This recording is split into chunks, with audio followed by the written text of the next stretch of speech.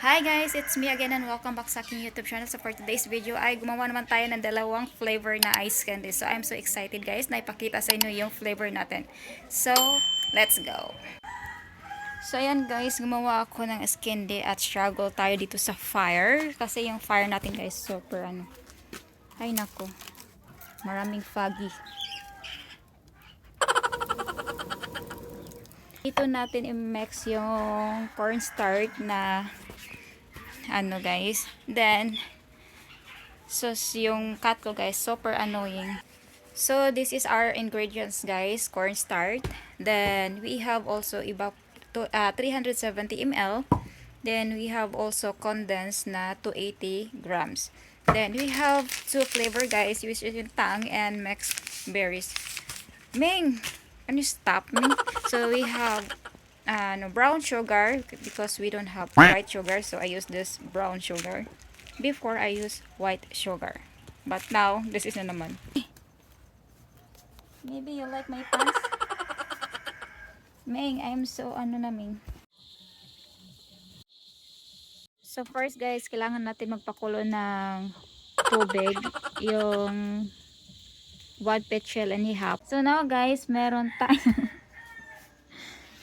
Ming! Stop! Nag-vlog ko Ming, exam mo.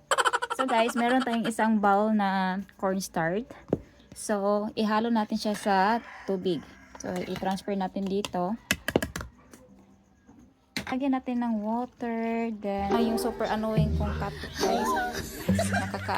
Nakaka-irita na. Stop!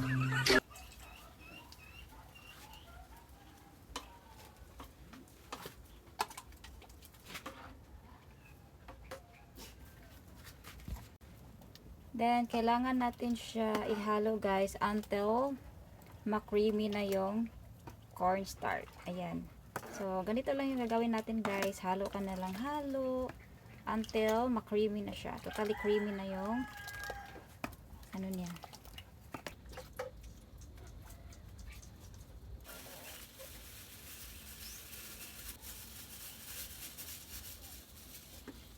So, kapag super creamy na niya guys, pwede na to siya guys. So, kunin na natin siya.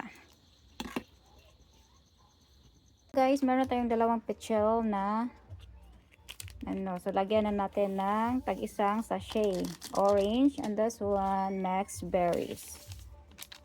Then, i-mix natin siya like that.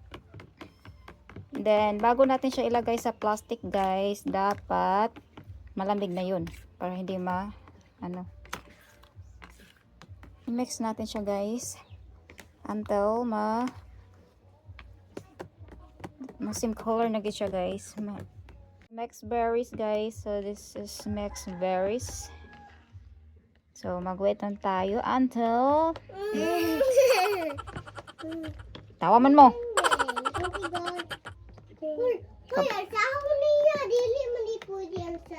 Look up guys. So very creamy ang ating mixed berries. So yummy. So we have two flavor. Now guys, ready na ating dalawang flavor, yung mixed berries and tang orange. So wait na lang tayo guys until ma-cold na to siya guys kasi hindi siya pwede ilagay sa plastic na medyo mainit. So this is all my ice candy guys. There's two flavor and let's see tomorrow when it gets ready. So this is my candy guys, ready to eat na siya. Ako na siyang i-transfer diri kay full na ang freezer here. Then this is the tang orange. So this is guys, ready to eat na siya. So that's my vlog for today guys, and thank you so much for watching and see you in my next video.